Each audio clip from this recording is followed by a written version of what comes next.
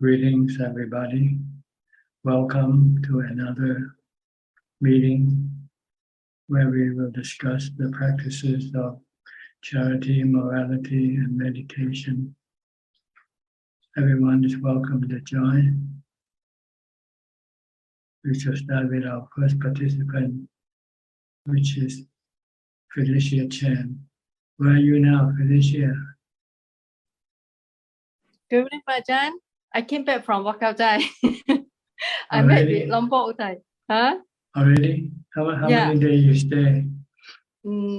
Around 10 days. 10 days. I'm very happy there. I feel that when I was there, I feel very peaceful. I still feel the same peaceful now. Good. Yeah, Very good place. Any question? No question for tonight. My meditation progress is still good. Thank you for your Dhamma teaching. You're welcome. Okay, sadhu. Okay. Yeah. I'll go to your friend, Yok Bay from New York. Good evening, Ajahn. Yes.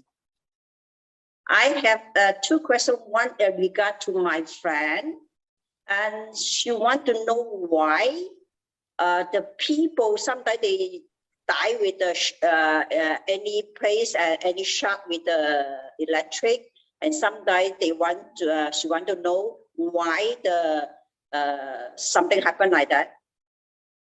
Well, according to Buddhism, there are causes for everything. There are causes for everything. Like you are in New York because that's the reason for you to be in New York, right? Not in Malaysia. So if you should die, you probably die in New York and not in Malaysia. Why do you ask this question? It's just causes. You know? Okay. And my question, right? And this one way, how come I do the meditation? Like, how come my body all like wet, sweating the whole body? Why is happen like that? Well, if you're sitting in a sitting position and meditate, your body get warmer than normal. And if you lie down, the body temperature will reduce. But when you sit or when you do activities like walking or running, you will increase the body temperature. Okay, thank you. Yeah, thank you. Okay. Next, Mechi Willy from Indonesia. Good evening, Ajahn. Today I don't have any questions. Thank you. Okay, then Genso from Penang. No question, Ajahn. How do you say Penang in Malaysia? Pardon, sorry. How do you say Penang in Malaysia? Penang, so far okay, Ajahn. Okay, you say Penang. Yeah, I'm staying in Penang, near airport. Yeah. Okay. About 15 minutes to airport if there's no traffic jam. Okay. You call Penang or Penang? Oh. Penang, we call it Penang. Penang. Yeah. Okay. Next, Mechi Mamio from near Pattaya. Good evening, Ajahn. No question for me today. Okay. Claudia from Germany, Nuremberg. Good afternoon from Germany, Ajahn. Yeah, I have a question today. Maybe I can ask you for advice. I was asked to moderate, not to teach, to moderate a Dhamma talk as a layperson about gratitude. So can you please give me some advices about the importance of gratitude in Buddhism? Gratitude is a sign of good person. You can judge a person by whether he or she has any gratitude toward the people who has been helpful to them, did something good for them, like your father and your mother. They did a lot of things for you. They raised you, they gave you birth. So the least you can do is to be gratitude. You show gratitude by respecting them, by obeying their instruction. If the instruction is good and not breaking the law or any morality, then you should listen to them because they mean well. They mean well for you. They look after your welfare. So sometimes they know something that you might be doing wrong, so they will tell you not to do. You should not argue. You should respect their instruction, advice. But if you find that you cannot follow the instruction, that's okay also. But you don't have to argue or to say anything bad toward them. That's a sign of not respecting or not showing gratitude. To show gratitude is to always put them above you. Yeah. Mhm. And is gratitude also the basic to develop metta, karuna, mudita, and upekkha? I think so. It's a sign that you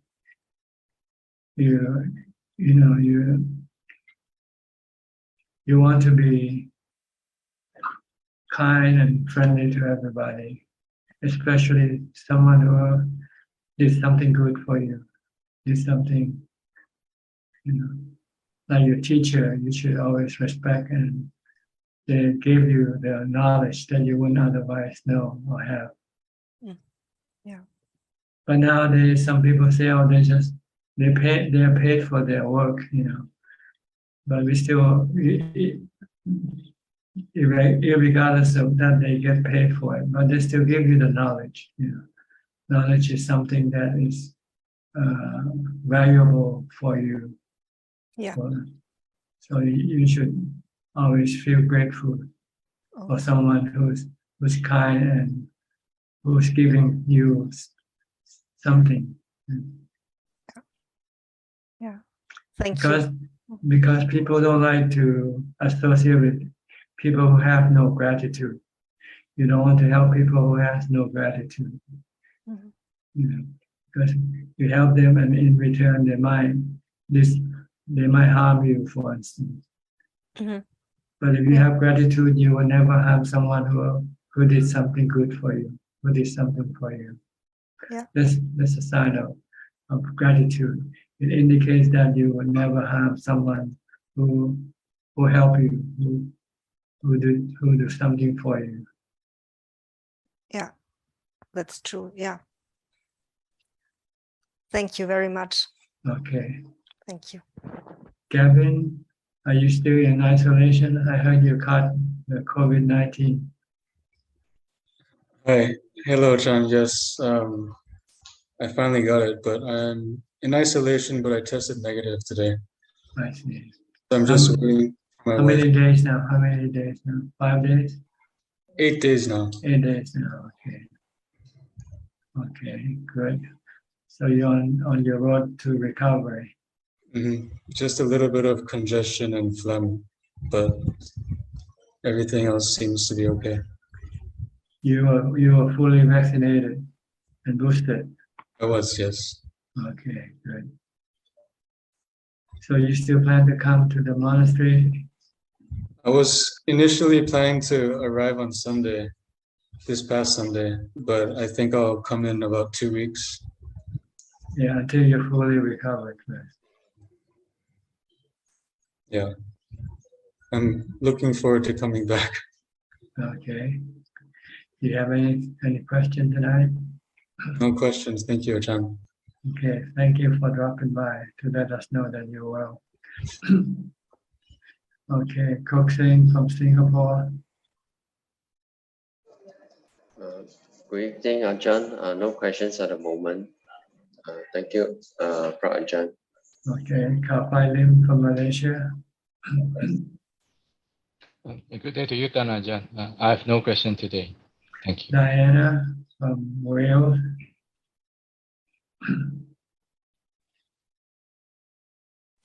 Good evening, Tanja. No questions tonight. Thank you. Okay, Alvini from Malaysia. Good evening, Tanja. I don't have question as well. Thank you. Simply everybody knows everything already. Okay, Belinda, you next from Singapore. Good evening, Ajahn. Ajahn, I have a question about are there ways to practice non-attachment? Letting go. Letting go is not attachment. But looking at them as doesn't belong to you. If you see things that don't belong to you, then you don't have any attachment, right? If you see your neighbor's house, you don't care what happens to the house, right? So you should look at everything that you own that doesn't really belong to you. It belongs to nature, really. Everything that we have, including our body, belongs to nature. Everything is made up of the 4 elements, or one or the other, or the combination of 4. Your body is the combination of 4 elements, like the trees. That's also the combination of 4 elements. They don't belong to you, but you just claim it to belong to you. That's all. And when you claim, then you begin to have attachment. That's because you rely on your body as a source of happiness for you. You need to have the body so that you can see, you can hear, feel, and touch. But this is temporarily. You all have to look at it. Everything is temporarily.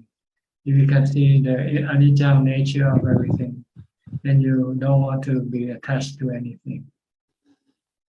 Because when they disappear, then you will be in trouble. You will be hurt. You will be saddened. So try to think of everything as anicca, anatta. But you can still use them while you still have it. But you know that one day you're not going to have it. Sooner or later, this body you're not going to have it forever, right? You're going to have to lose it or give it up one day. So you can think of like everything you have is actually somebody you borrowed from somebody else. One day you have to return to the owner.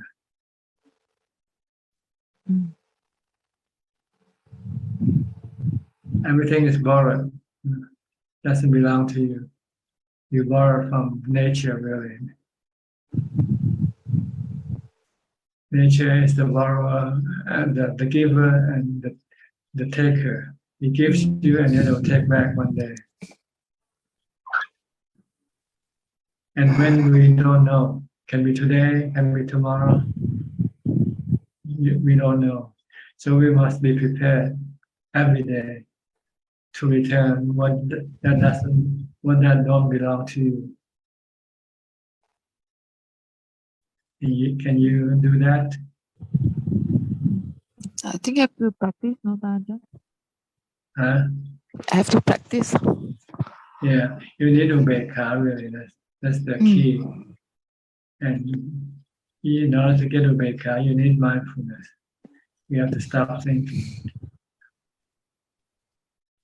Stay in the present. Stay with your body. Keep watching your body. Don't think about what's going on in the past or what's coming in the future. Just be here now with your body. Okay.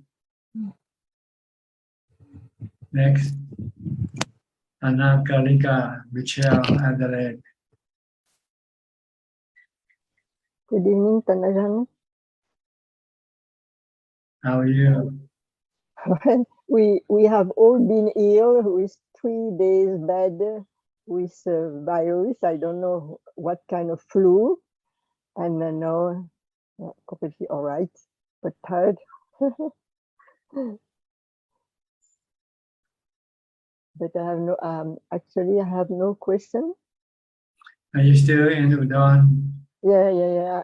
I have to stay about still the next consultation with the surgeon to see if there is amelioration or if they have to operate again. So I'm here for about 2 months, more than 2 months. Before you came to Udon, you were staying with Ajahn Clark, right? Lungpo Clark, right? Yeah, well, sorry, what did? Where did you stay before you moved to Yeah, Udon? I'm still there, but I had to leave. I have to leave to come to Udon, but I have all my things there in the kuti, and I come back when I can. Mm-hmm. Okay, good. Good to see you. You still look strong and healthy. Hope you recover. You get better. I'm very lucky that I have a good health despite all the other difficulties. So it's good. Okay. I'll go to Philip now. Philip from Malaysia. Good evening, Tanajan. I don't have any questions this evening.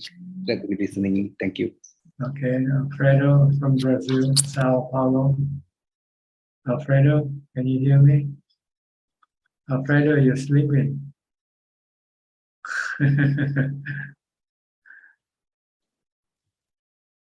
Hi. Hi, how are you? Sleeping? It's okay. Or were you dreaming or what? No, I dreaming at midnight at 7 o'clock. 8 years, 9 years, more or less. What time is it now in Sao Paulo? What time is it? 10 o'clock. 10 o'clock in the morning. Yes. Okay. Bante, it's interesting about how the peoples in other worlds life. About what? Underworld life? Yes, he's not have dukkha. Who? He's not have jivkuts. He's not have dhamma. Other words. Yes. High levels of existence. Existence. Nobody. Existence. Spiritual being. Nobody. Spiritual. They still have dukkha when they have to lose their status from higher to come lower. Then they come from higher happiness to lower happiness, and that's also dukkha. Right? Like rich people, they might lose 10 million. They have 100 million, and they lose 10 million. So they get 90 or have 90 million left. So they have dukkha when they lose money. But if don't have body, don't have preoccupation with money, ne, Bante? Yeah, but you still have happiness with different level of happiness in the spiritual realms. Brahma realm has more happiness than the Deva realm. So when you come from Brahma realm to Deva realms, it's like coming from $100 million to $10 million level. So you feel the living is different. It's very difficult. It's very difficult to enlightenment. Oh yes. They don't do any practice because they just enjoy their happiness. Only when you come to become a human, that's when you see dukkha a lot. You see the body getting old, getting sick, and die. Then you want to do something about it. Why you in the spiritual realms you don't have a body? So you usually don't have time to think about the aging, sickness, or death.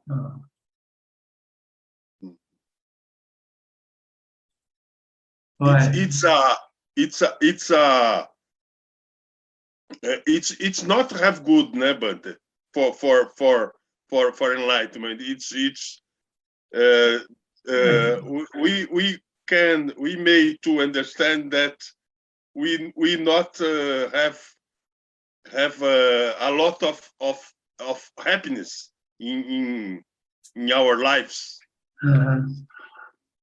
more or less, né, Bante? And the more dukkha we have, then the more likely that we will then look for a way to get out of our dukkha. Yes. When you're happy, then there's no need for you to do anything, right? It's Yes. only when you're not happy, then you have to start looking for something to get rid of your unhappiness. Yes. And more easy to hindrances to, né, Bante? More easy to what? More easy to hindrances arises, né? Hindrances. To hindrances to, yes, yes. Né? Yes. Okay. Is that all? Yes, yes. Okay, thank you. Thank you, Bante. All right. I'll go to Gary from Singapore.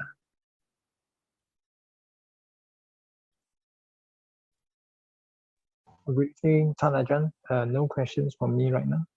Okay, how about Eugene from Taiwan?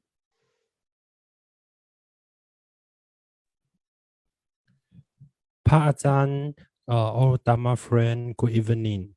Ajahn, 2 weeks ago, you give me advice. It's about the Mangalam Sutra, and I found the Mangalam Sutra in Pali and English.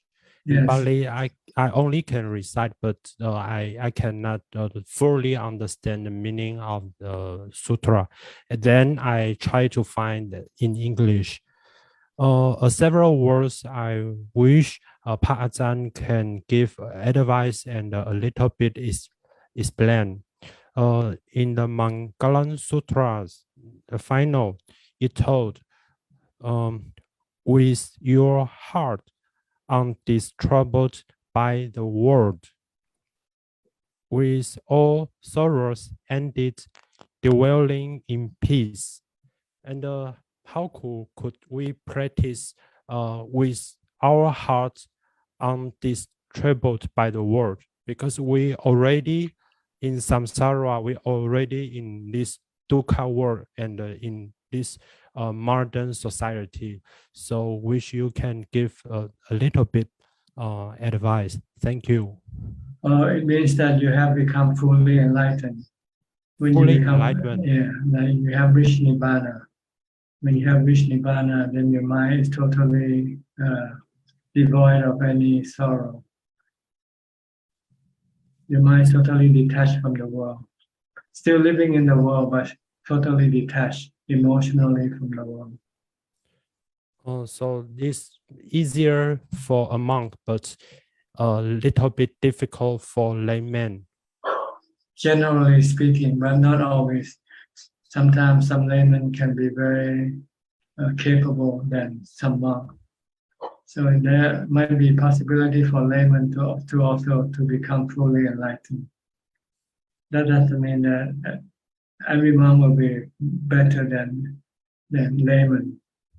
It depends on their past life, how much they have developed the Dhamma practices before.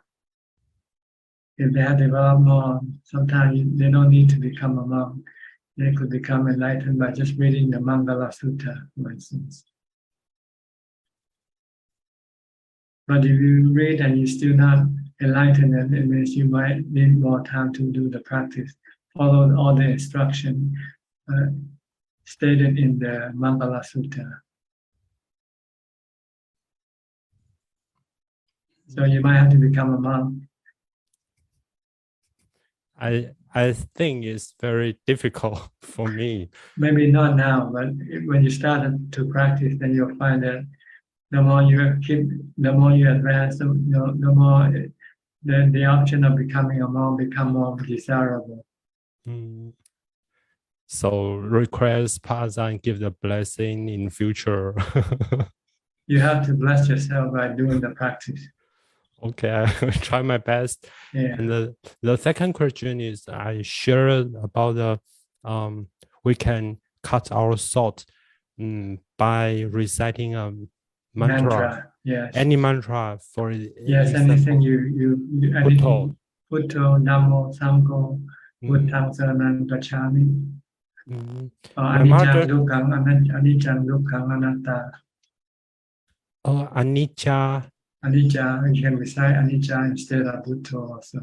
Anicca and Bhutto. My mother in Taiwan culture, in Mahayana tradition, she is a little bit difficult to recite Pali.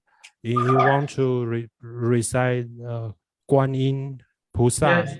Is it okay? It's possible. Yes, it's okay.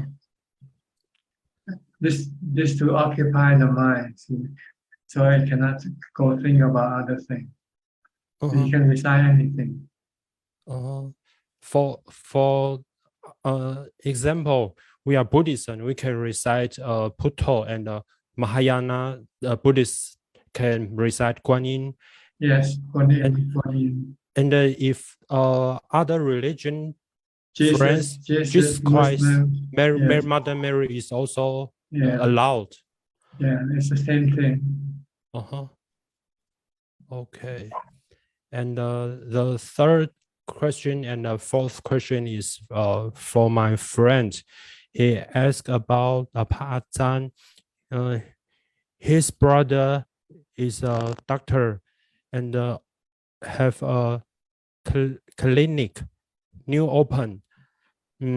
He want to benefit a lot of people, but no business. So how can get balance and can let the clinic business become better? Well, business is like any business, sometimes you succeed and sometimes you don't succeed.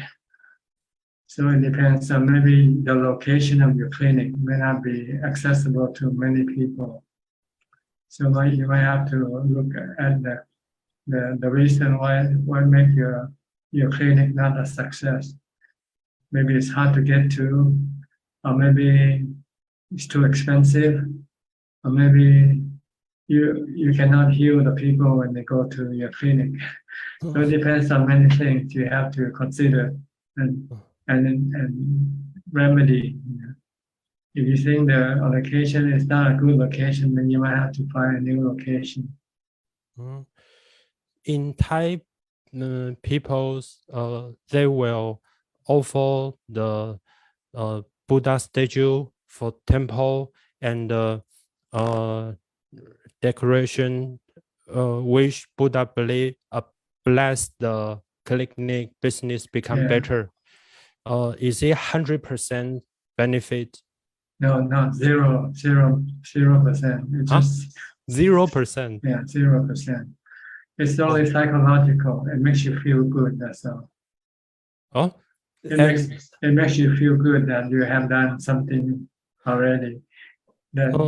If not build the Buddha statue to offer the stupa or offer the monk, is it better than statue? No.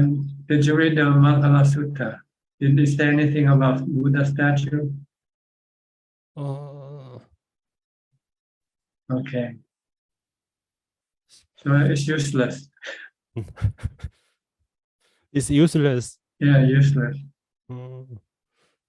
Look at the country without Buddha statue. They can send people to the moon, without the Buddha statue. So it's not this. This is just psychological belief. That's all. To make you feel that you are being helped or supported by unknown forces, like the Buddha. But the Buddha said you have to rely on your own ability. Whatever you do, whether you succeed or not, it's up to your ability. Buddha saranang gacchami attahi atano natu. You are your own refuge. we are our own refuge. Refuge. Yeah. Whether you succeed or not is up to you. It's how you do it. It's not the Buddha statue. Buddha statue cannot do anything for you. But she's still with the most respectfully to Pa Ajahn to bless the clinic called Yilin Zhensuo. Thank you. Same thing. I cannot bless. If I can bless, I bless everybody to become enlightened now. See. Okay. I can understand. The Buddha said, rely on yourself. Self-reliance. Atta hi atano natu. It means self-reliance. You are your own refuge. You are your own, support. You have to support yourself. Nobody else can support you. So, however we are success or unsuccess, we should have a peaceful mind to face everything. Yes. Is follow the Buddha's teaching. But the Buddha's teaching is more for the spiritual success, not the physical success, like your clinic. The clinic. It's more for your mind success. My mother always says Buddha have a lot of disciples. Some have success in the spiritual, and some in the worldly activity, and some meditator, some disciple, because of their merit past life, they can both of them be success. Yes, that's also true. But it's a fear, right? Well, see, we don't know. Each people is different, so you cannot say this and this person will be the same thing. Will succeed. One might succeed and the other might not succeed. One might be more successful than the other. And the final question is: if someone do the meditation in correct way for 3 years in cave, however is monk or layman, will it still have some mental disease, mental problem will happen? I don't know. It depends on what he does to himself. So if have the mental disease appear, it's just a kind of disease. It's not about the meditation way. Well, your meditation way can also make you become crazy. If you don't know how to differentiate things, good from bad, reality from non-reality. So it relies on your ability to differentiate, which we call wisdom and mindfulness. If you have mindfulness and wisdom, then you will not have any mental problem. But if you don't have enough mindfulness or wisdom, then you can have mental problem. So, in your advice, before going to the forest to do the meditation, we should create wisdom, mindfulness, and everything. Yes. The Buddha said, as a monk, you should study with your teacher for at least 5 years before you can go and practice alone. How many years? 5 years? 5 years, yeah, okay. 5 years. So you can learn the basic about meditation, what to expect and what not to expect, what you will encounter and and how you would deal with them.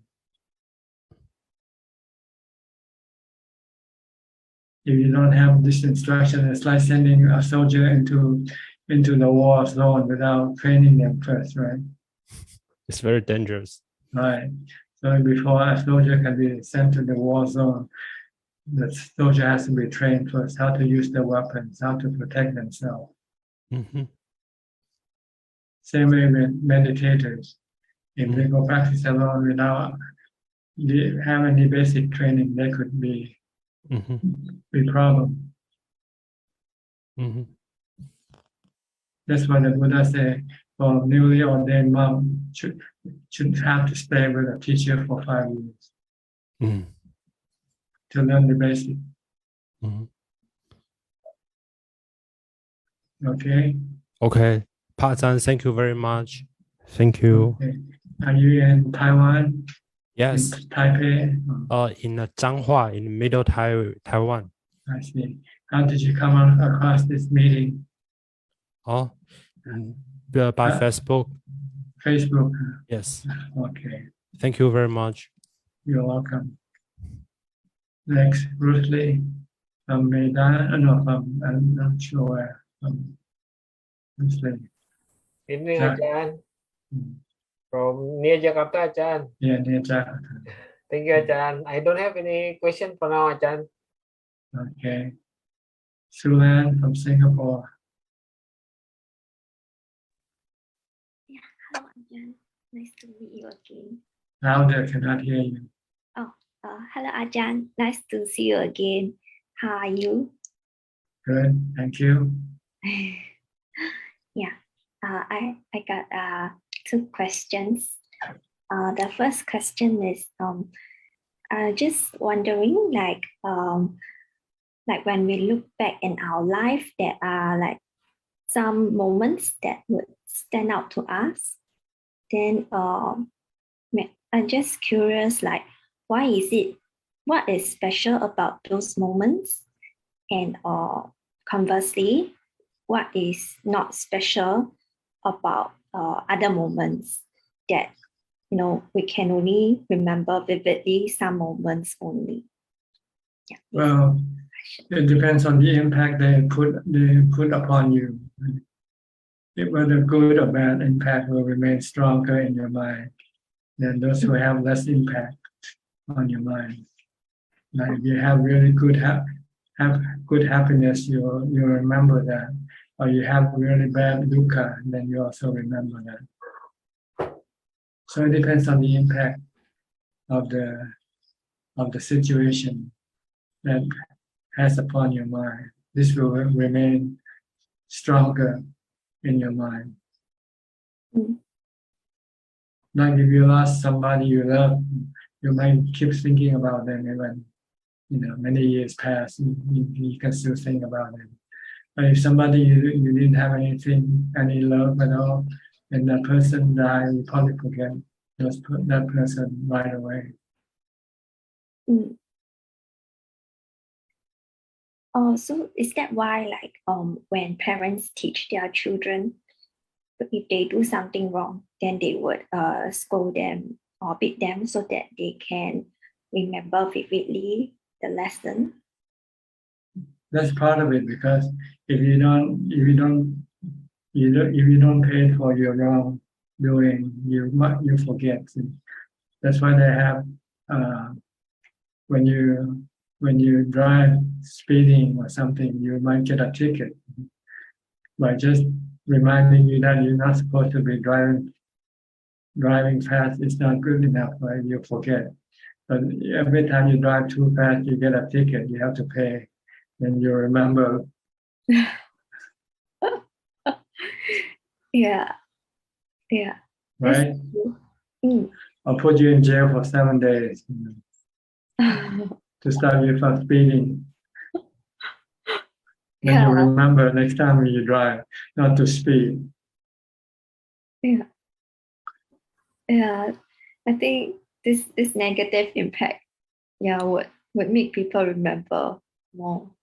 A positive impact. Sometimes you do good things, then they give you reward, right? They give you a raise, or they promote you to a higher position. And you'll remember, oh, I did this because I did this and so on. This is what I get. So I should do more of this thing. That's why they have reward and punishment in this world. But why do like punishment make someone remember more vividly compared to rewards? I don't know. Maybe it's just your interpretation. Maybe they're equally the same. It depends on which one is stronger. The impact on the mind is stronger. I see. Then I'm just wondering, like, how come the Buddha know what to say, so that he actually drive in a strong impact on like people's mind. Yeah. Because he studied his own mind and he used his own example to teach other people. Okay.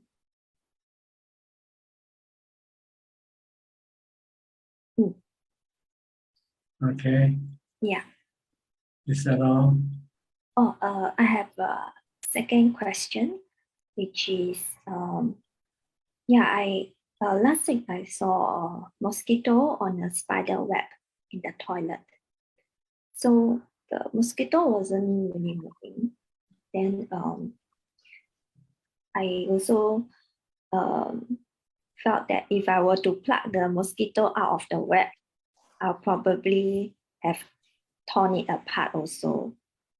So I felt that there is nothing much that I can do for the mosquito.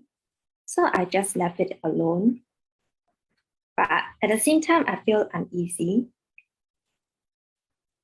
Though I'm also aware that if I were to pluck it out, I'll probably injure it also. So in the end, I didn't do anything. So, but not doing anything also makes me uneasy. And doing something would make me feel uneasy too. So this uneasy feeling has been with me for the past 1 week plus. Because your mind lacks equanimity or ubeka. If you practice meditation and when you have ubeka, then you will feel nothing. You will feel it. That's the way it is. That's the way it is. But when you don't have ubeka, your mind can still be overwhelmed by your desire to do something about things that you cannot do about. So that's why we need to practice ubeka, and then when we use wisdom, then we will not feel bad. Okay. Yeah, that's the way it is. Okay. Thank you, Ajahn. Okay, you're welcome. Mandy Smith from Canada. Mandy, you're next. Thank you, Suchart. Things are going okay. I'm working through medical appointments, and in the last week, I was supported by. Stay in the present and try to make the present as pleasant as possible. Because you're longing for the past, the pleasantness from the past can make your present miserable. So you don't want your present to be miserable, you have to make your present pleasant, like calming your mind, keeping your mind in ubeka, without any desire or cravings for the past or for the future.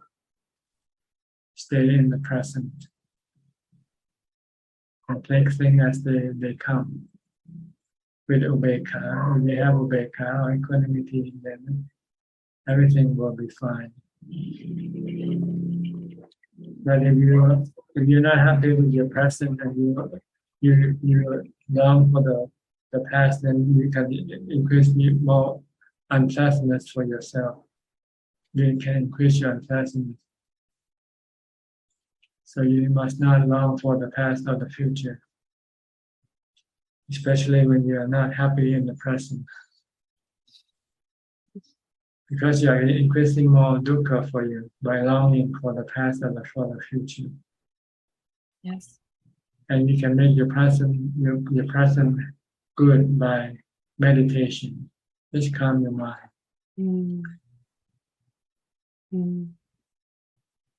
Thank you. Okay. Is that all? Yes, thank you, sir. Okay. Looks like who else? Christine Coe. You're the last in the room today. Good evening, Ajahn. Yeah, I come in late today. Can you hear me? Yes, yes. Yeah.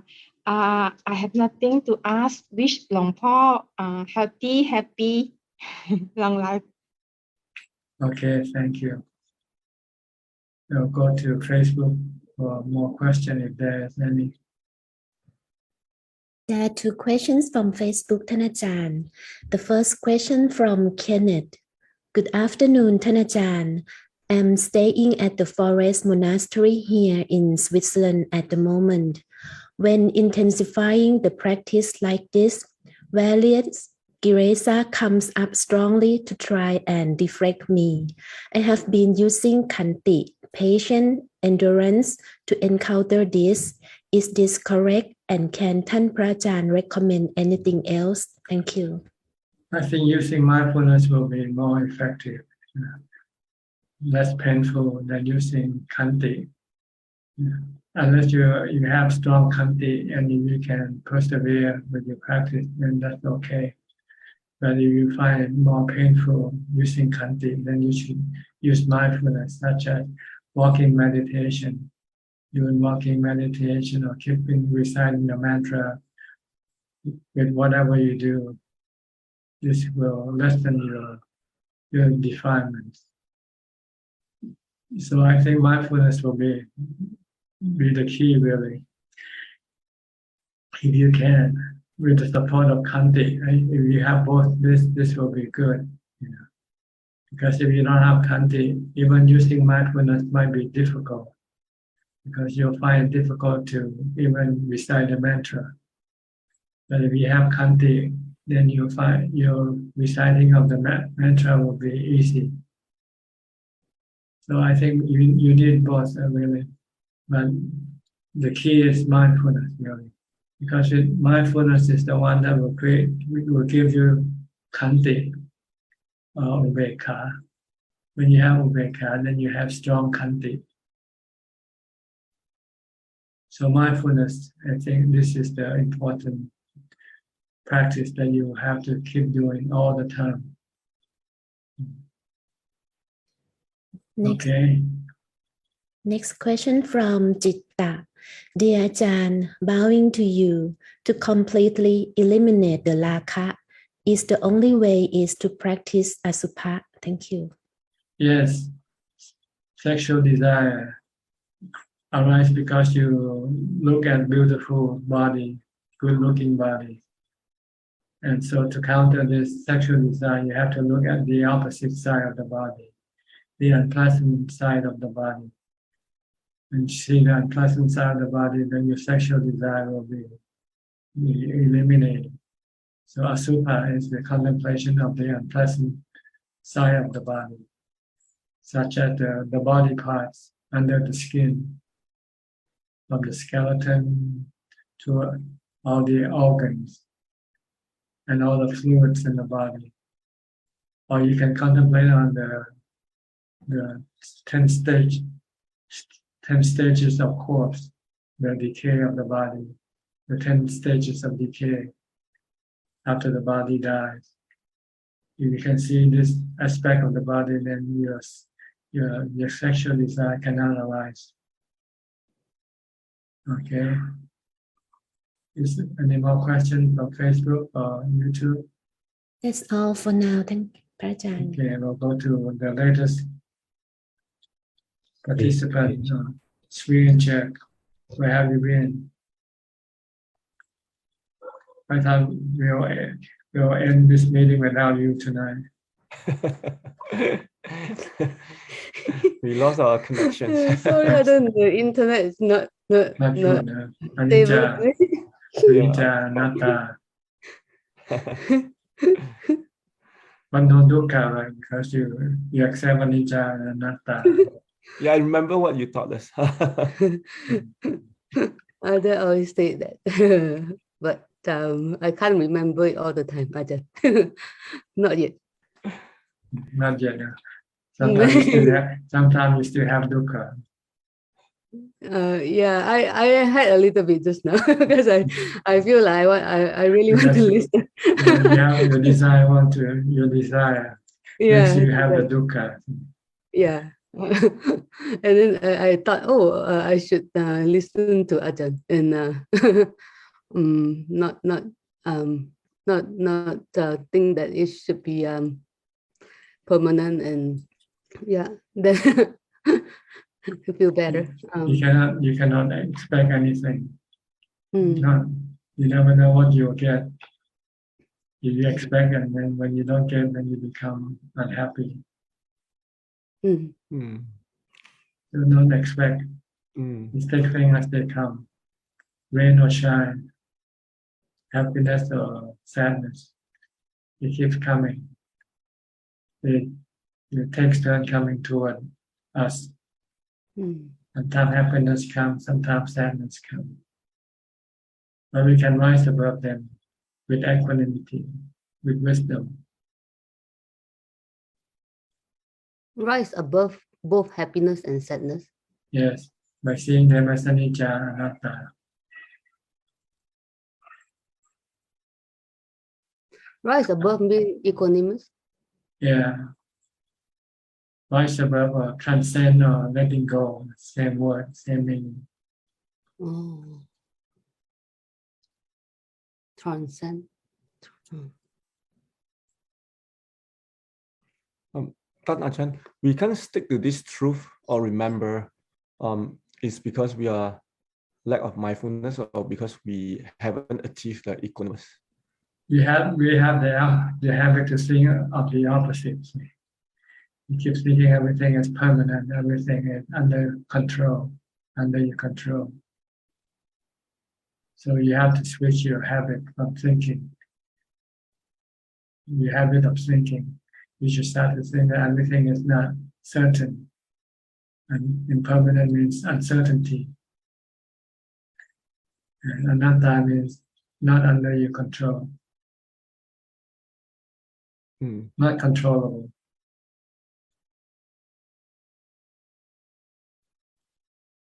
But we keep thinking that we can control this and that person, right?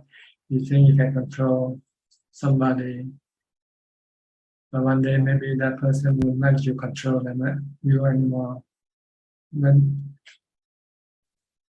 you can become disappointed or sad. So you always have to think that nothing is always under your control. Nothing is always the same. Things keep changing. Things keep coming and going. This is the way to develop wisdom. To look at everything like the water that flows from your tap. It keeps coming and gone, come and go, come and gone. The water.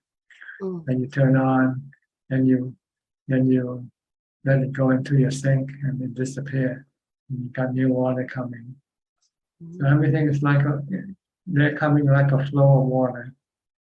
A stream, become like a stream. Happiness, sadness, good thing, bad thing. They keep coming like this. You should be just an observer. Don't be a reactor, reacting to what you come across. Just be an observer rather than being a reactor. Because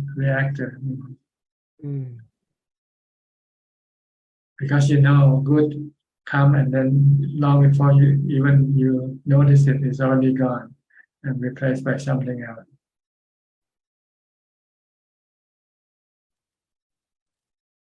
So everything is flowing, moving. Your body is moving, but slowly, like a snail. So you don't notice that it's moving.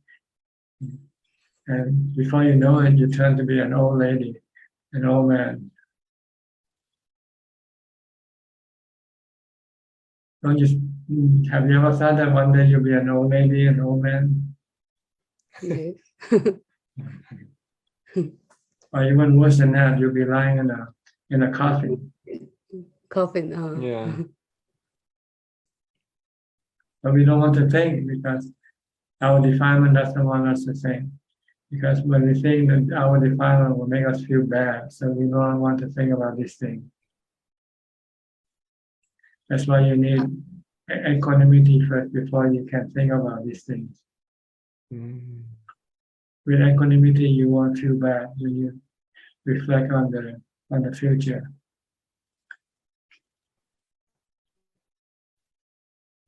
And Ajahn, you said the defilement made us feel bad. Yes. Your desire makes dukkha. Dukkha is feeling bad. Your desire not to get old, not to get sick, and not to die. Your desire to live forever. Your desire to be healthy forever, strong forever.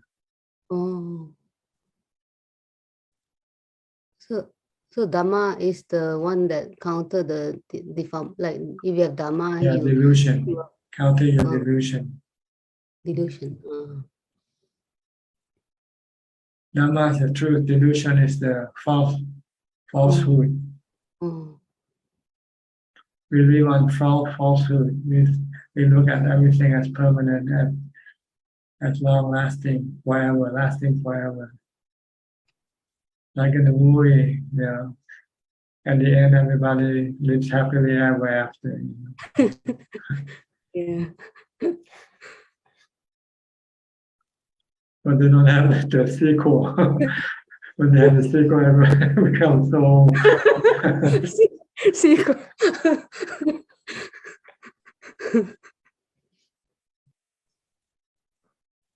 So, whatever we do, we have to always remind, we just do it. Yeah. Like, up to a certain level. But we all here temporarily look at it this way. Everybody is here temporarily. This world is like an airport where we come and switch plane, really. We get off one plane and then we wait for the next plane. And they will take off when the plane comes. We take a new plane and we take off from this airport. This is like an airport for our mind. We come and the airport give us the body. Then we get to know everybody in the airport. Then one by one, the people that we know might go before you or might go after you. And eventually, when the plane comes, everybody have to catch their plane. So we're like travelers on the airport. In the airport, they give you everything you can provide. They provide you with everything: restaurants and place to eat, even some maybe hotels to sleep in. But then when your plane comes, you have to board your plane and leave the airport. If you're enlightened, Ajahn? If you're enlightened, then you just prepare, you get ready for the flight. That's all. Get ready. Well, you're going to have to take the flight sooner or later, right? When your plane comes, when you're at the airport, you keep watching at the board and the announcement board when it's your flight, what time. So this is when you hear, we try to forget that we are just a traveler, passenger waiting for our plane. We think we're gonna stay here forever. So we make commitment, long-term commitment. Invest, spend money, looking for money, and buy a house, buy things, and you think you're gonna live on this earth forever.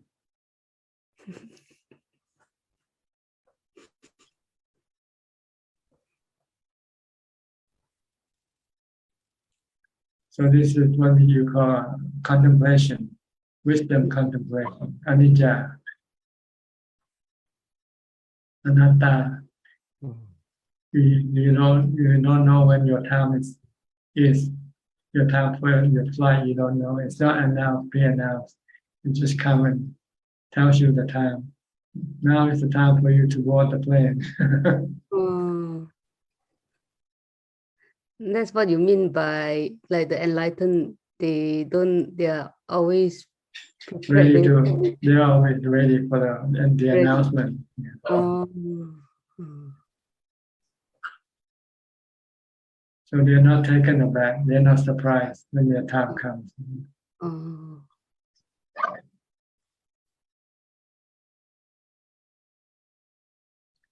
That's why the Buddha asked his attendant, his Ananda. I'm not sure what he called him. His butler. Someone. Ananda, how many times you reflect on that a day?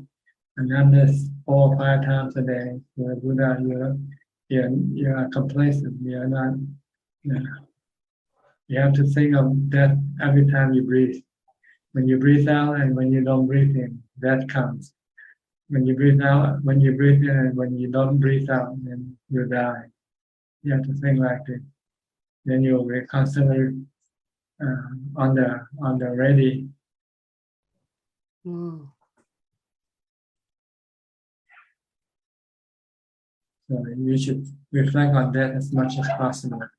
But if you have no care, you won't be able to do it because every time you think of that, you feel bad because your defilement makes you feel bad. But if you have strong ubeka, then your defilement cannot make you feel bad because your ubeka will suppress your defilement. Not all the time, but enough to make you able to contemplate on anicca.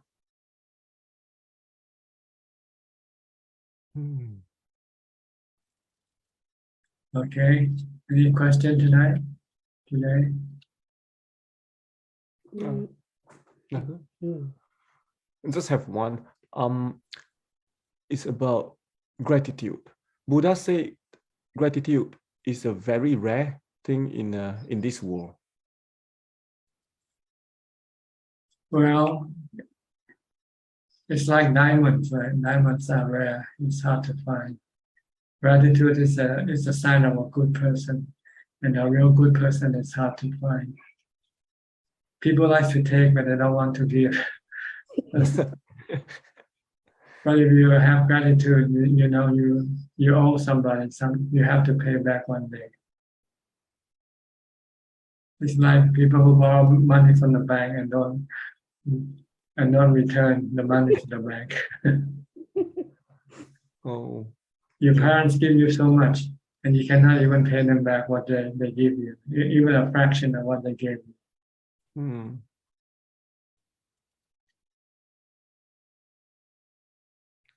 Okay. So you have to constantly reflecting on what people did for you, in order to not to forget. We tend to forget things that people did for us because we don't want to pay back. So we try to forget.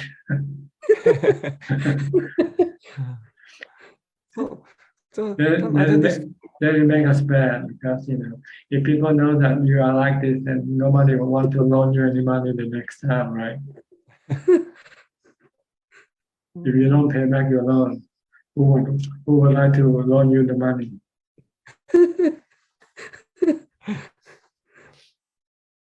So gratitude is really accepting the fact that you owe and you have to pay back.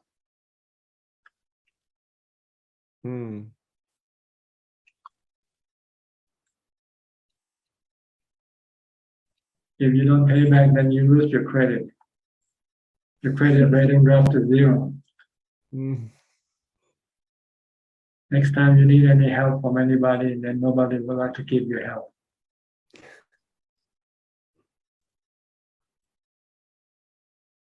Okay. Yeah. I'm just thinking along the line of spiritually, but because like Tan Ajahn, you don't have any expectation to us.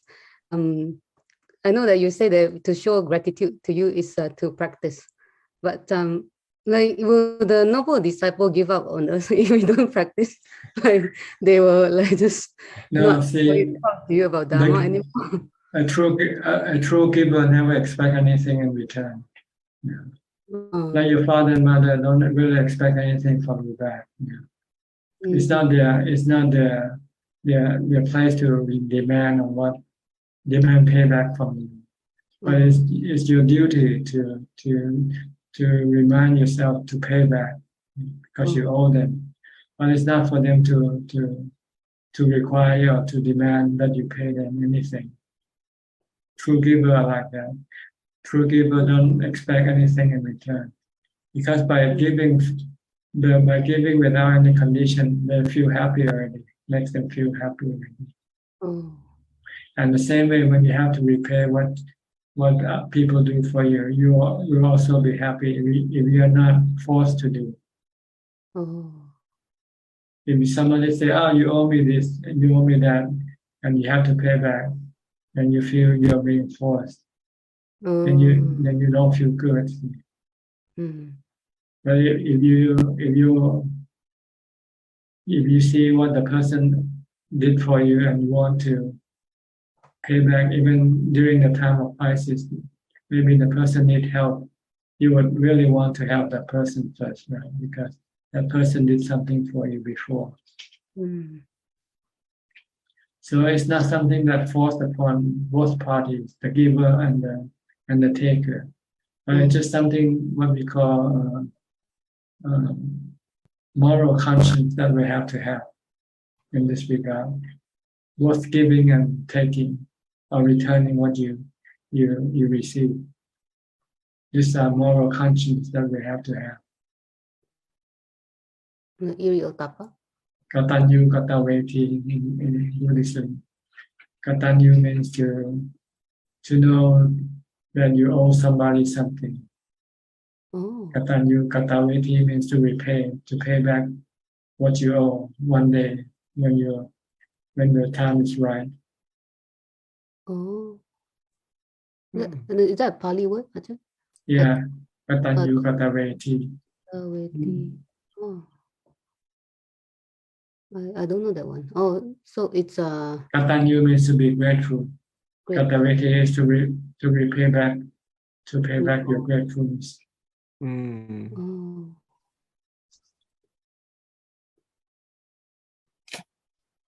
That's a good quality. Katanyu kataveti. Is that a duty? Is our duty? Yes, like your duty, our duty toward the Buddha is to practice. This is what this is paying back him the charity he gave us, the Dhamma that he gave us. To pay back the Buddha by the Buddha that only want us to practice. If he spend all his time teaching you and you're not practicing, then it's just a waste of time for him. Right? Yeah. But if you study and practice and you become enlightened, then the Buddha will be happy. Oh, yeah, my time is not wasted. Same way with your parents. Your parents don't expect anything. They just want you to succeed in life. That's all. And when you have success, then they feel happy. It's like growing an apple tree and see the apple tree blossom and have bear fruits. You know, the grower feels happy, right? I heard one. I think it was Ajahn Chanlian, quite a beautiful saying about repaying our parents by getting enlightened, so the body that they give us is not wasted.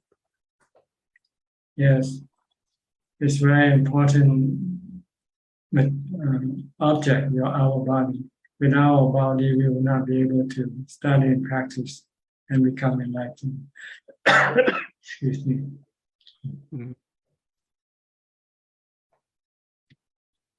All right, anything else?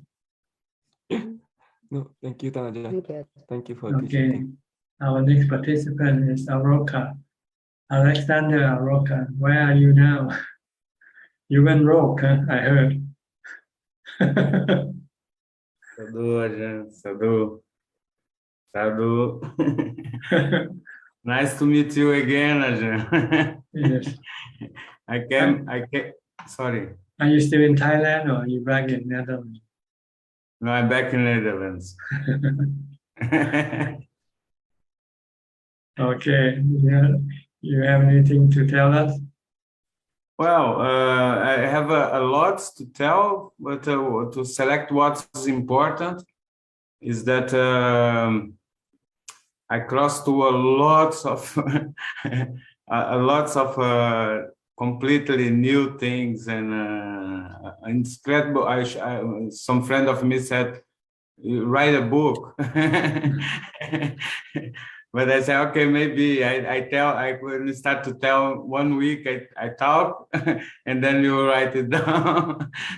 Maybe I do, but the main thing is the core work. That's what I learned there for sure. And it's in me, it's, I cross through what should be problems. For me is no problem no more. I just go, I surf in it. Whatever comes, I surf in it. And that's what Ajahn Supa told me to do with my UPK, you know. Now I'm gonna learn to do it all day on.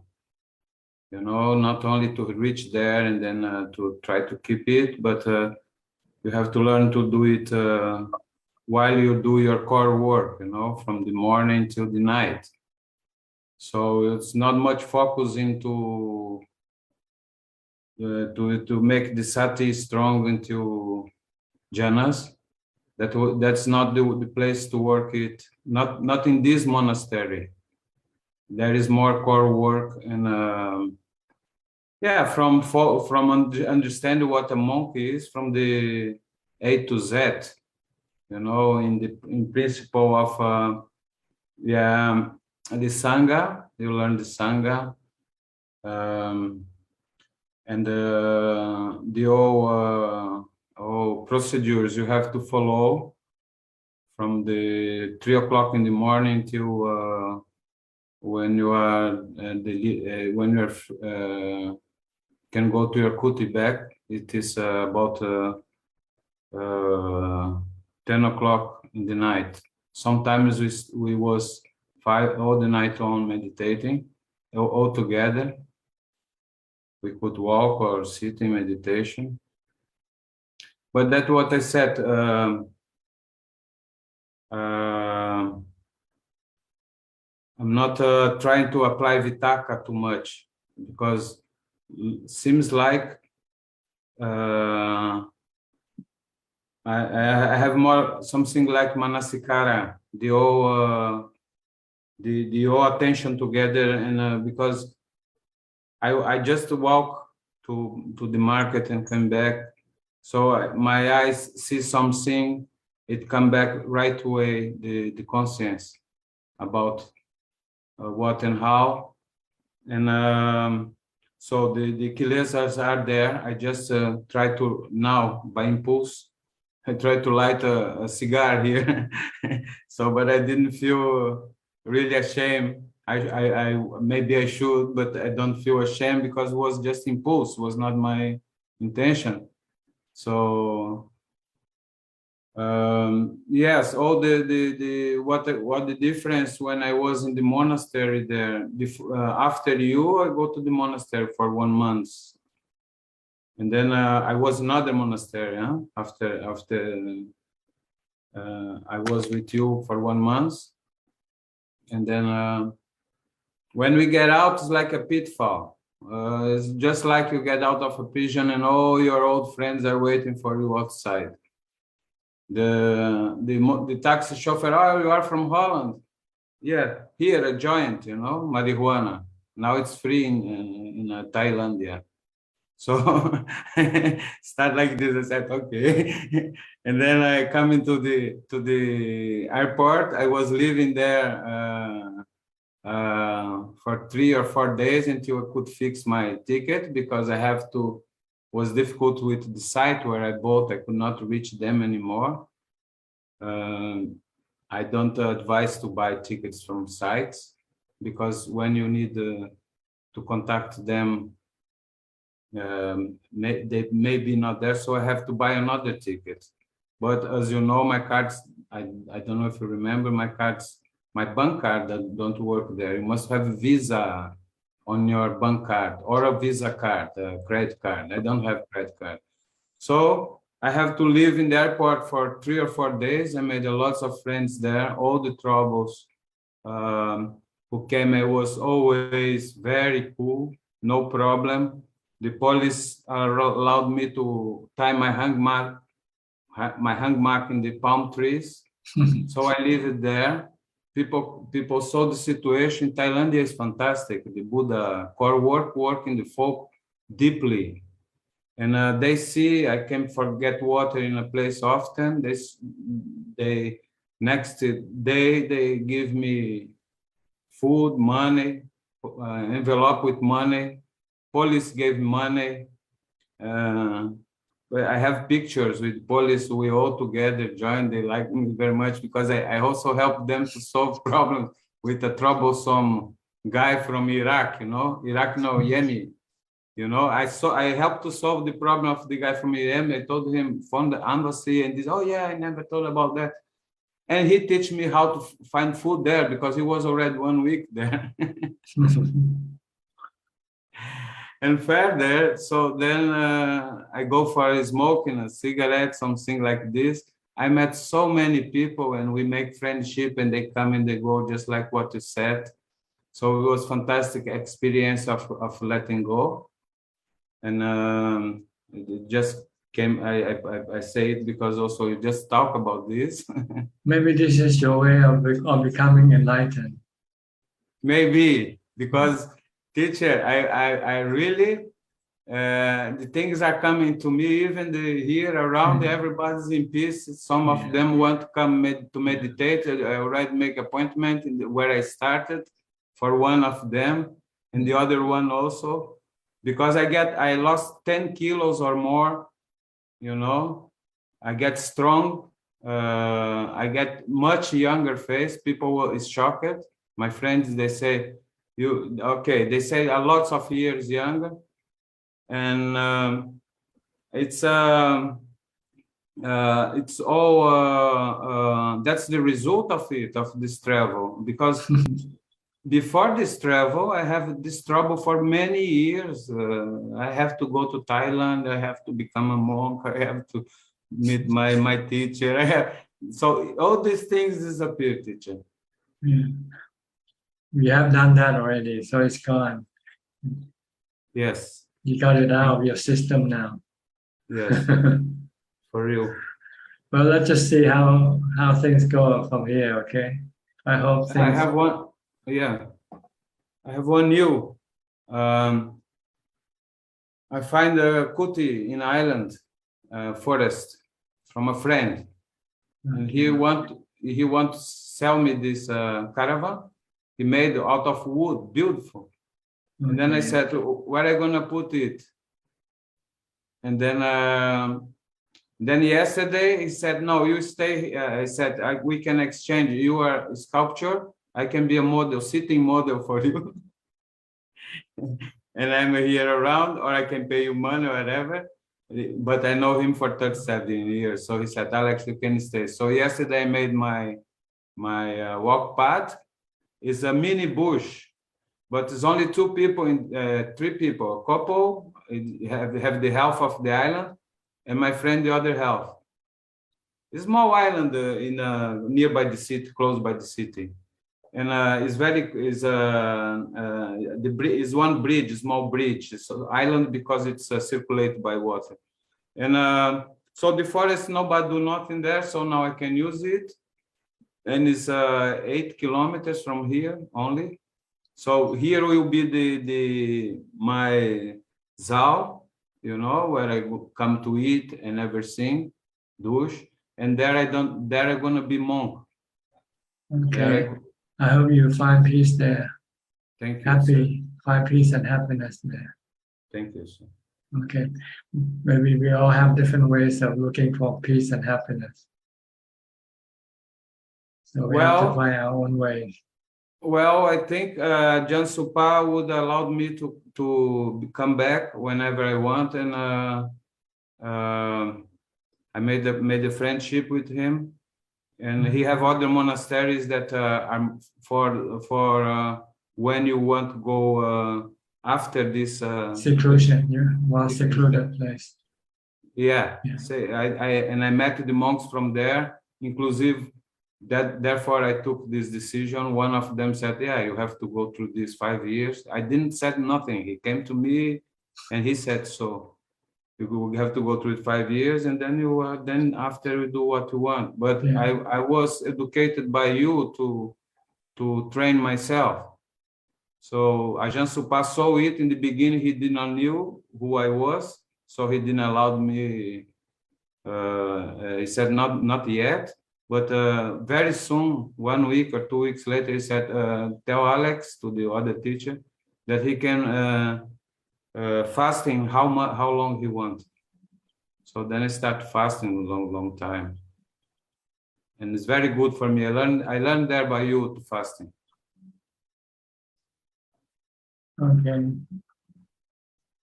Because there is too long distance to to find food.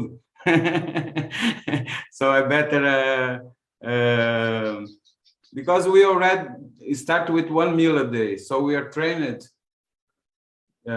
to fasting half of the day. And so if you can do fasting half of the day, so you can fasting also 1 day. If you can fast 1 day, you can fast 2 days, and so on and so on. That's right.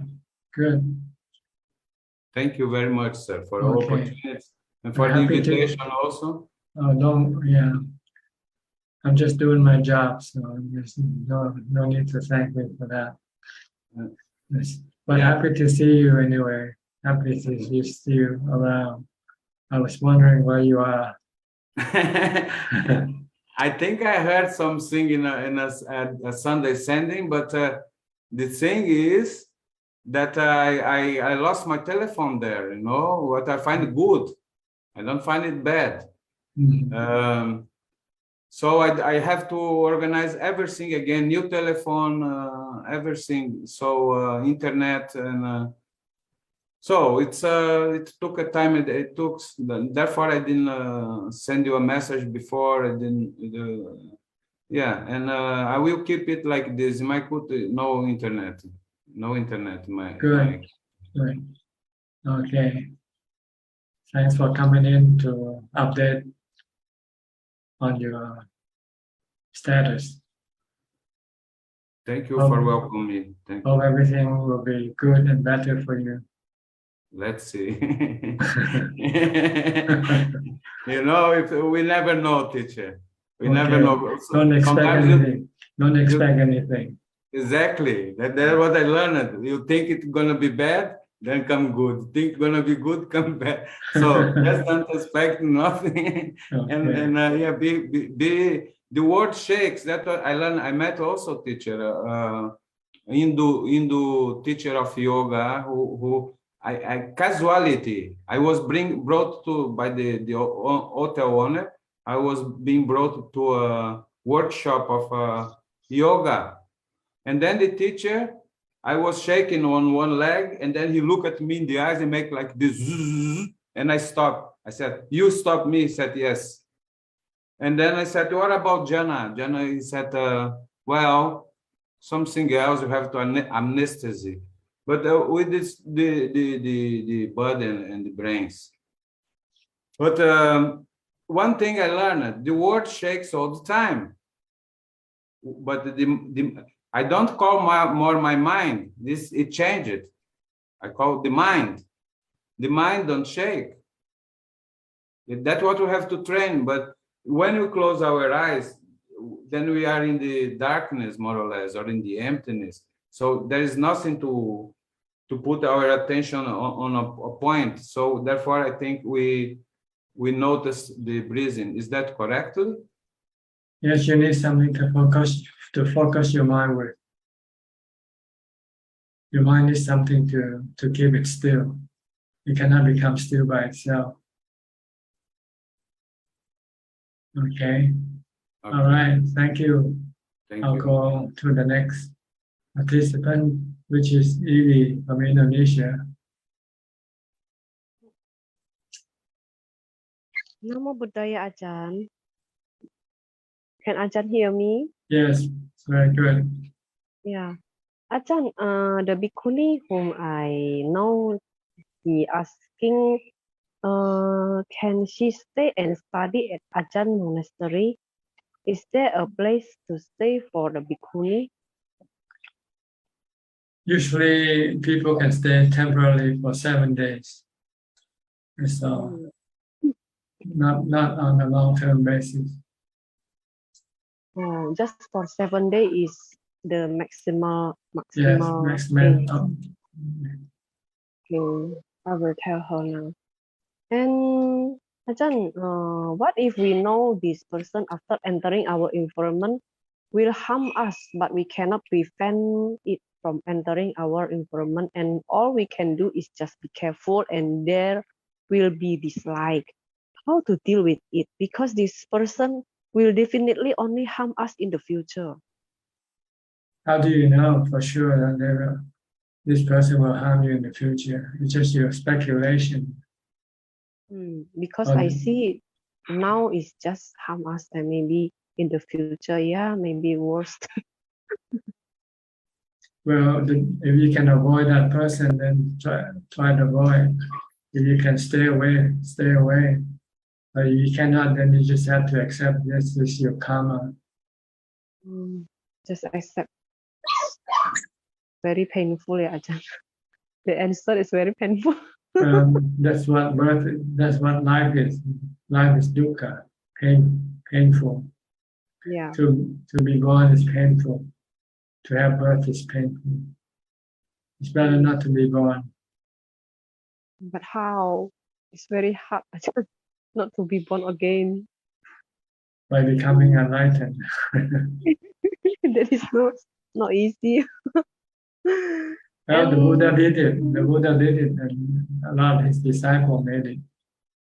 Yeah, must be a disciple, because we are not disciple. We are not bhikkhu. You are a candidate. You are a candidate for becoming a disciple. That's why you study Buddhism. That's why you come into this room. It automatically makes you a candidate for enlightenment.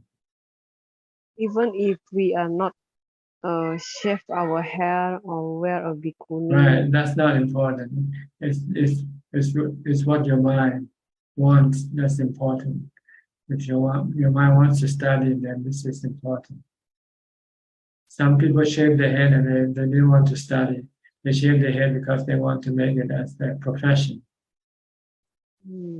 Just for good looking, yeah, Ajahn. Good looking or a way of making a living. Yeah. And if I say about Dharma, but this person doesn't like to hear and instead commits mistake or bad karma because of what I say, who will bear this bad karma, Ajahn? Who will bear this bad karma? Yeah. The one who does it. If you do it, then you will bear the bad karma. It depends on who does the bad karma. Because they cannot think in properly, right? Think properly, so they do the wrong thing, and yeah. Yeah, because they lack mindfulness. They don't have enough mindfulness to control the action. And Ajahn, my final question is, when I meditate, I see my grandmother who is passed away 25 years ago. So what can I do for her, Ajahn? You can make merits and then dedicate the merits to her. Just doing dana. Dana, yeah. Every time you do dana, you can share this merit with her.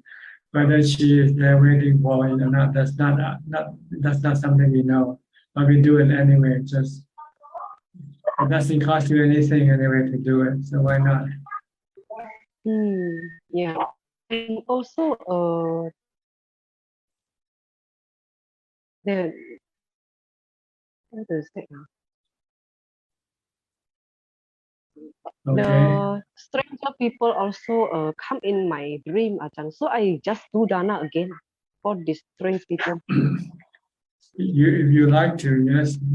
It doesn't mean that this person wants anything from you. Maybe it's just your own dream imagination. Maybe it's not real at all. Your dream can be real and can be just imaginative. Yeah. I don't know, Ajahn, because this is, I don't know who is her. Just came in my dream and she said, wants a biscuit, wants a food. So in my dream, I give to her. So in my real life, should I give dana and imagine his face, her face? Yes, if you like, if you want to, it makes you feel better, it makes you feel good. Why not? Yeah, because this is the ghost month, Ajahn. I experience this every year. Yeah, Okay. Ajahn, I will do it. Yeah. All right. Thank you, Ajahn. You're welcome. Suchart from Pennsylvania.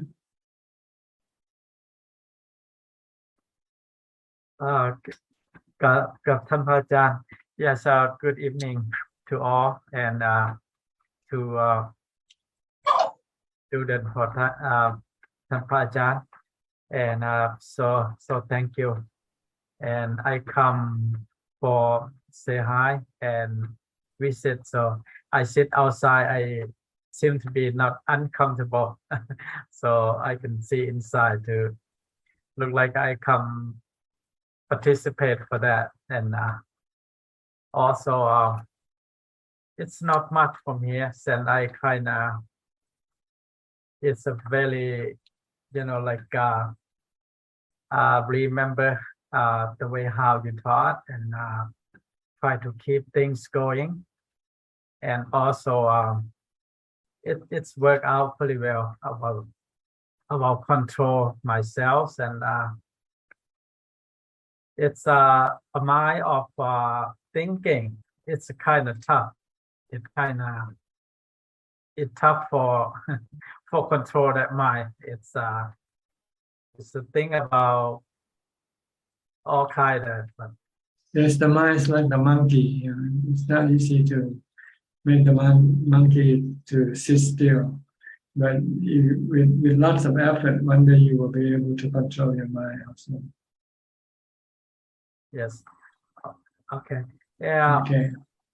Then sometime I like you review or something. Maybe I can review from Thai.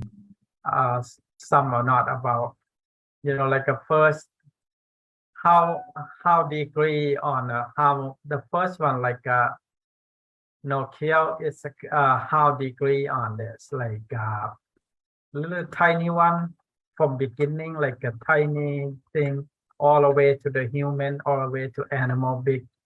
So I like you explain sometime about that and about and the second one I don't think I can remember like a don't lie. Yeah, most time when we how big is that, how degree, how much okay, how much not okay for this. It's for you that. have to feel it inside yourself. When you do something bad, then you can look at yourself, look inside your mind and find how bad you feel. That's the degree of it. Oh, okay. Yeah, that's what I'm saying. Okay. If you feel not so bad, then it's not so big. But if you feel really bad, then that's big thing, big karma. Yeah, it's a lot of time I saw some different person did some. Then a lot of people didn't even thought about or think what they did to it somehow. So that's what I saw surrounding me or something. So that's because the mind has been totally blocked by their own delusion. So they don't have any moral conscience. Yeah. But people with less delusion will have moral conscience. They will feel bad when they did something bad to other people. Yes.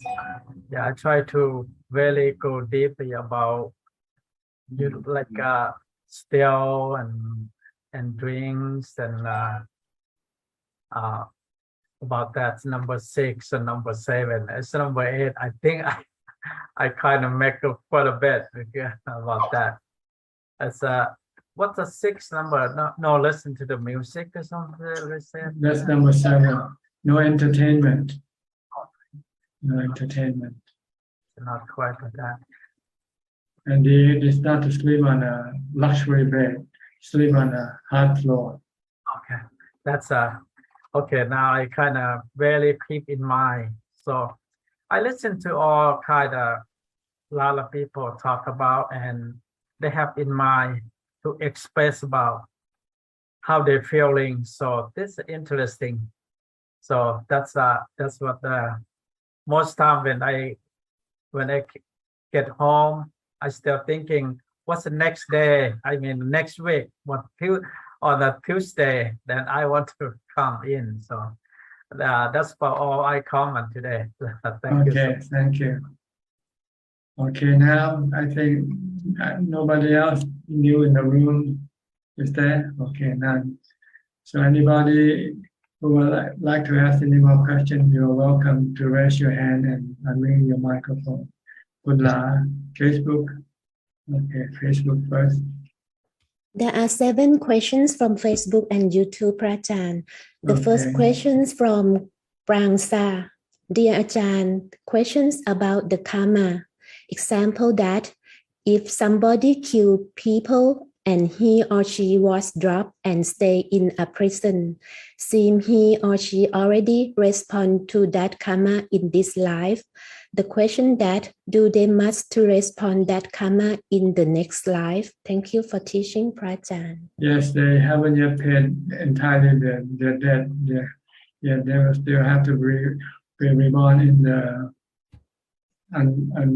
unpleasant world of existence, undesirable realm of existence, such as taking an animal birth or something like that, or become a hungry ghost. Next question from the Multiversal Unity. Dear Sir, Prajaan, I had taken a glass tube elevator down from a building while looking down to ground, feeling little fear and think that those who suicide by jumping from the towers will have a fear feeling before death. Also, those who commit bad karma, like killing other life with fear, their souls will go to Asura realm being. They will encounter infinite fearful feeling. Was my understanding true? Thank you. Now, when you do bad karma out of fear, then you become a Asura, Asurakaya being. See, when you do bad karma, it depends on what's driving you to do it. If it's fear, then you become what we call a fearful ghost. If you do bad karma out of greed, then you become a hungry ghost. If you do bad karma out of hatred, then you become a hellish creature. So it depends on what the motivation behind your bad karma. If there are 4 motivations that will drive you to 4 realms of undesirable levels of existence. If you did bad karma out of ignorance, you become animal. If you do bad karma out of greed, you become hungry ghost. If you do bad karma out of fear, you become a Surakai or fearful ghost. And if you do bad karma out of hatred, anger, vengeance, then you become a hellish creature.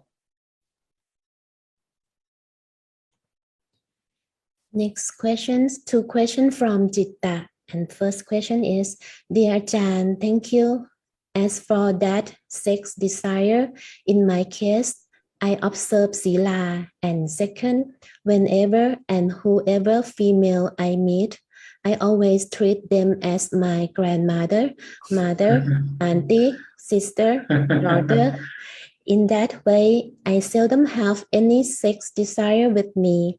However, of course, I cannot boast that there is zero sex desire, as I did not really have any chance to test myself in some special environment. Frankly speaking, I never thought of this sex desire carefully, but I stick to your advice and practice Asubha to completely eliminate this rage factor. Sadhu, please kindly advise. Yeah, stick to Asubha. It's better than thinking of them as your mother or your grandmother. Because sometimes they can look beautiful also. And next questions. How could one repent in case he violated the sila with sex desire? Thank you. Well, what you did already done, you cannot go change it, but you can prevent it the next time by contemplating on Asubha. Next question from Hanny Box. Blessings to you, Ajahn. So difficult to be consistent and have the urgency to stay on course with our practice. Any tips, Ajahn? Thank you. Well, you just have to set up a schedule and try to stick to the schedule. This is the only way it will make the practice more consistent. You need something to force you to do it, like a schedule. And next question from Chinese names. Dear teacher, science indicate that our thoughts have energy. Our thought create the law of attraction to have our wish and desire fulfilled. It was said to have done by so by changing our mental habit, doing meditation will create access into our subconscious to change our habit to attract our wish and desire. How does Buddhism teaching on meditation refer to this? Thank you. Well, meditation in Buddhism is to control the mind's actions. If you meditate, you can stop the mind from acting. And then you can also direct the mind to act in a certain way that will be beneficial and not harmful to the mind.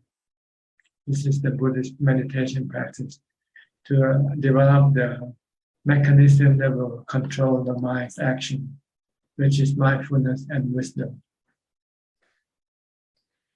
And last question from Hanny Box. If we are candidate to be enlightened, Ajahn said one must study. What are the subject and proper steps to take in order to be on the correct path? Thank you. 3 subjects: charity, morality, and meditation.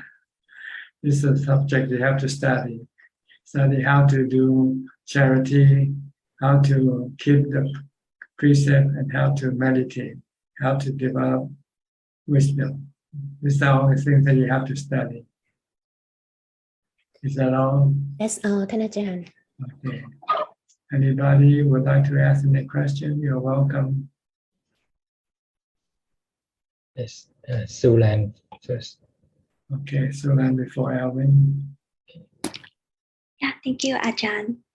Can I ask Ajahn to explain discernment? Discernment?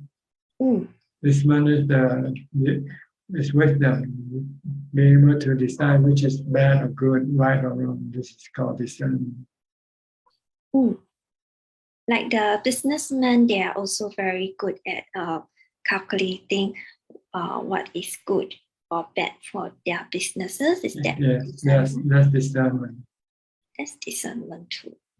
I think you look up the dictionary better if you want to get the but this is my understanding of discernment, is to be able to differentiate things. Oh, okay. And then my second question is, just now Ajahn, you mentioned that when there is a positive or negative impact, if the greater the impact, then the more we will remember that moment vividly. Then I'm just upon reflecting, I'm thinking it seems like if the moment is pleasurable or unpleasant, then we would remember vividly. Then is it possible that if the moment is not pleasurable, not unpleasant, that the moment can be vividly remembered too? Well, you have to find out yourself, right? I cannot give you all the answers. Okay, yeah. Okay. Thank you, Ajahn. I have my limit, I cannot tell you, answer all your questions. Sometimes you have to find out for yourself. Okay. Yeah. Okay. Alvin Lee, next, Alvin Lee. Ajahn, can you explain, just now you talked about moral conscience, can you explain a bit on Hiri and Ottappa? That's also moral conscience, to have your feeling toward good and bad, right and wrong. This is moral conscience. So when you do something bad, you feel bad. This is having moral conscience. So Hiri and Ottappa is similar? Yeah, no, Hiri means to be shameful of your bad action. Ottappa is to be afraid of the consequence of your bad action. Okay. To be afraid of the consequences. The other one is to be ashamed of your action. Right. Like to rob a bank, you should be ashamed, and that's not the right way to making money. And the consequence of robbing a bank is you have to go to jail, for instance. So this is Hiri Ottappa.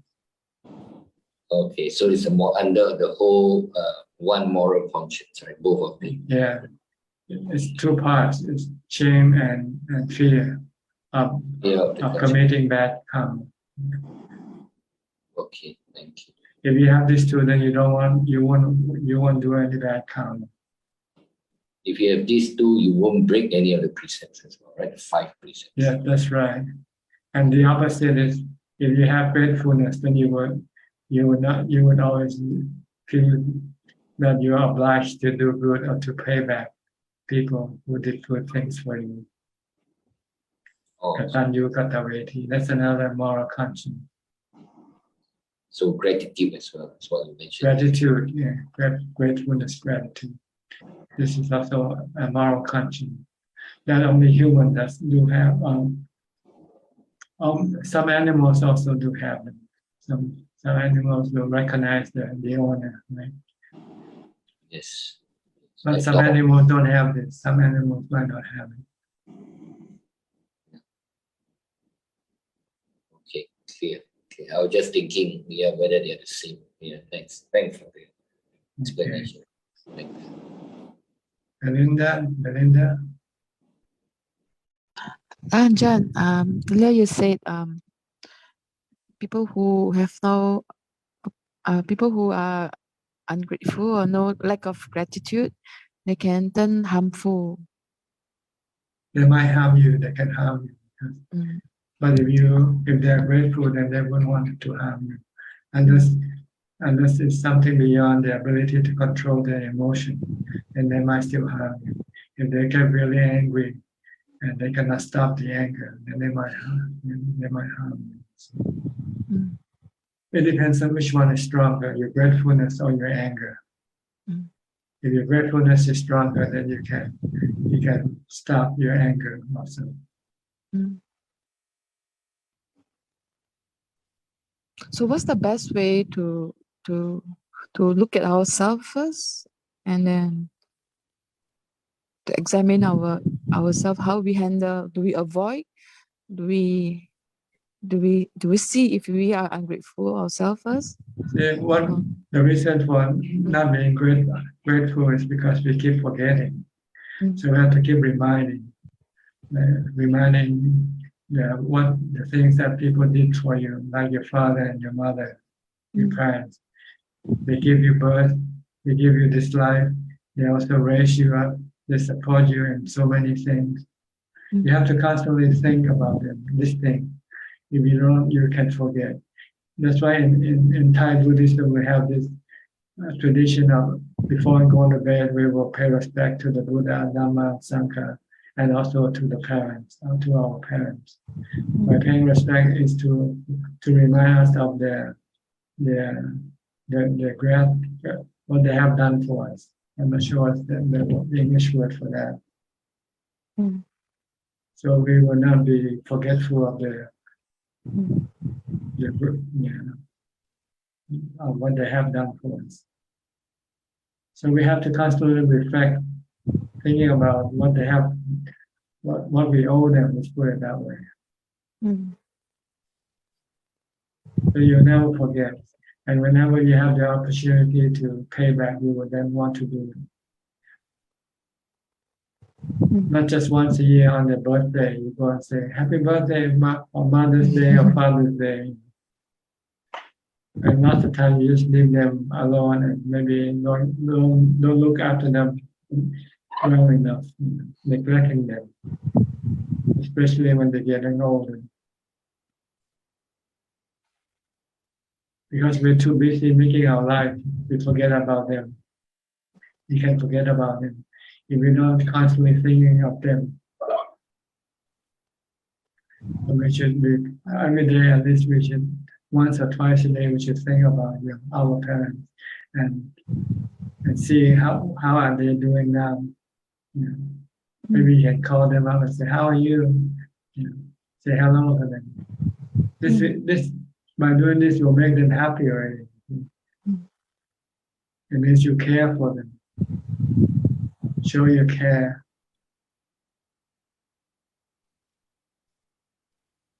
And it will make you feel happy also. Then you can make them feel happy.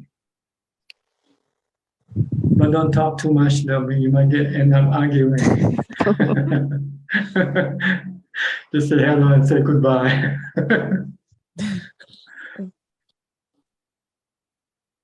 Okay.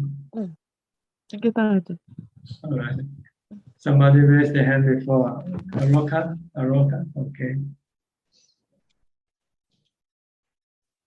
Teacher, upeka and equanimity have something to do with Buddha, right? Buddha. Yes, mindfulness. Buddha. Mindfulness will make the mind calm, and when the mind calms, it has equanimity from being calm. And it's related to the Buddha that Ajahn was looking for when he was helping me to find my Buddha. Yeah. Same thing. And can we call it also the third jhana or the health jhana? Well, sorry. It's beginning. The first jhana, Buddha, is the first jhana. If you can stick to it long enough, then it becomes a jhana. If you don't stick to it long enough, then it's not yet a jhana. Yeah, then if we talk, we lose it. That was what you teach me there, that don't talk then. But it's possible to talk with and keep the Buddha, right? To talk and also keep the Buddha? No. Like you are doing now. You are talking to us, but your mind is centered, right? Or not? No, you cannot do one thing at a time. You cannot do two things at the same time. But since the mind works so quick, it seems like you're doing two things at the same time.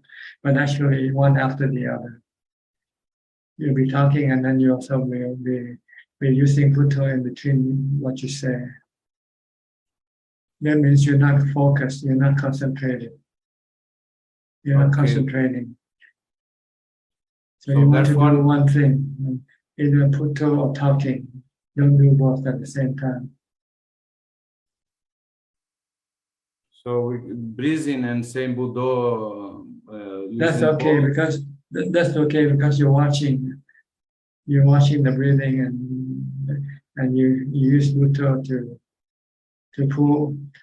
force the mind to stick to the breathing and not go thinking about other things. That's not doing two things. Well, not thinking two things at the same time, but watching and observing is not thinking, just observing. But I don't know. You have to find it yourself in your practice. Okay. Okay. I have one more question. Okay. Can compassion be in some level make a substitution for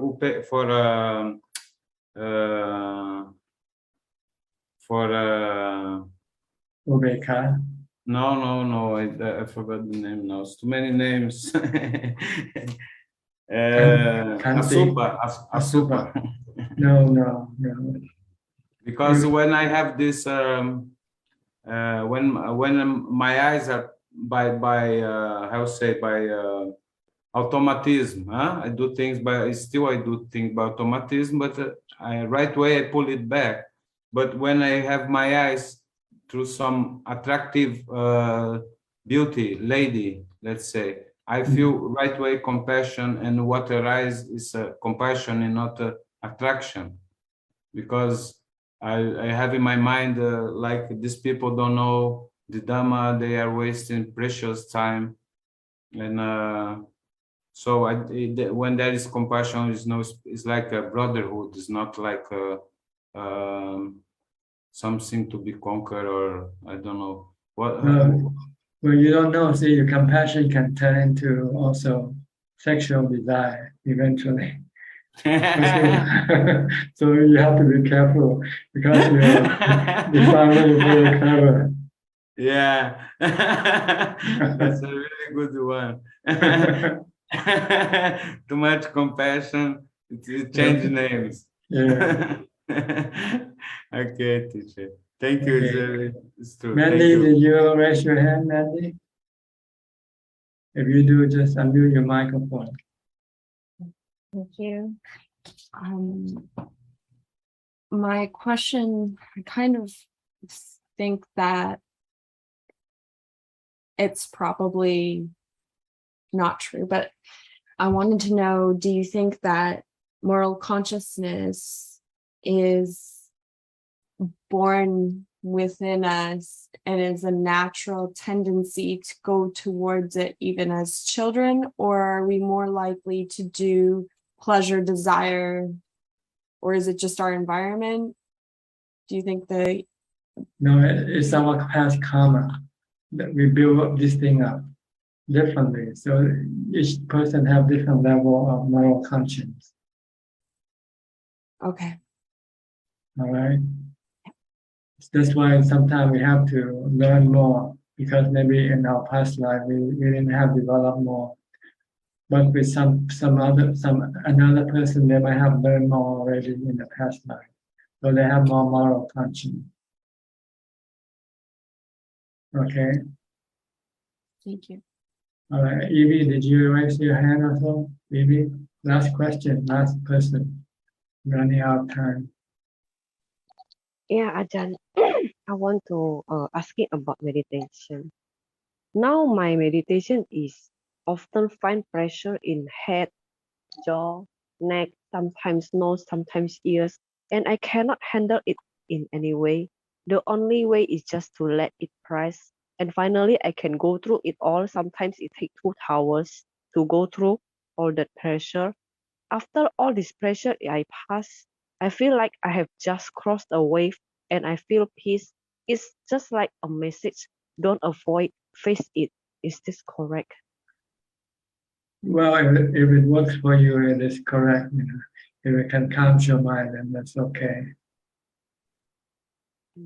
But I have go through this pressure Ajahn, for 2 hours. This is my karma, right? That's why it's your karma.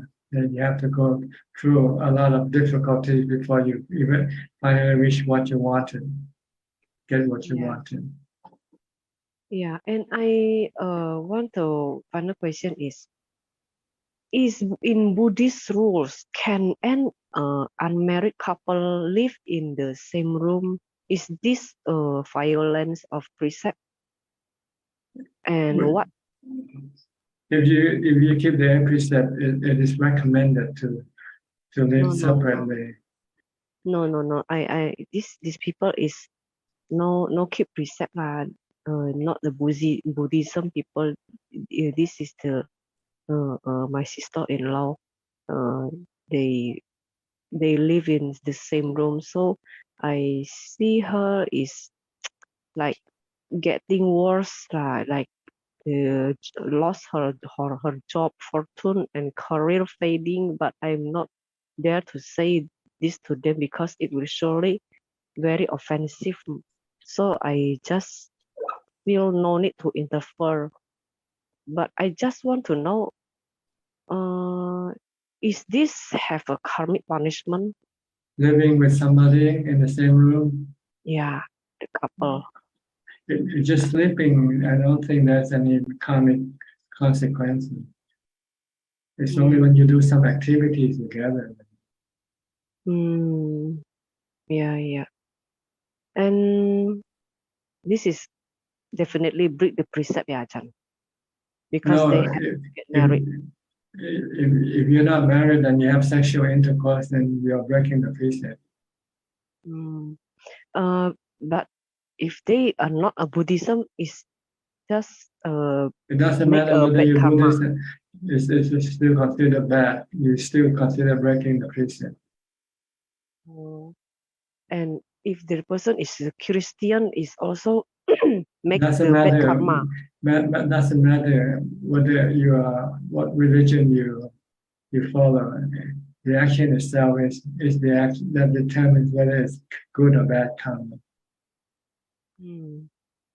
Okay, Ajahn. Thank you, Ajahn. Okay. Well, that's about it. We just used up all our time for tonight. So thank you very much for your participation. I hope that you can benefit from this meeting and help you advance in your practice. In the meantime, please stay safe, stay mindful, and keep on practicing. And if all goes well, I'll see you all at the same time next week. Thank you and goodbye and good night. สาธุค่ะ Thank you, Ajahn. Thank you. Thank you, Prajahn. Thank you, Amin.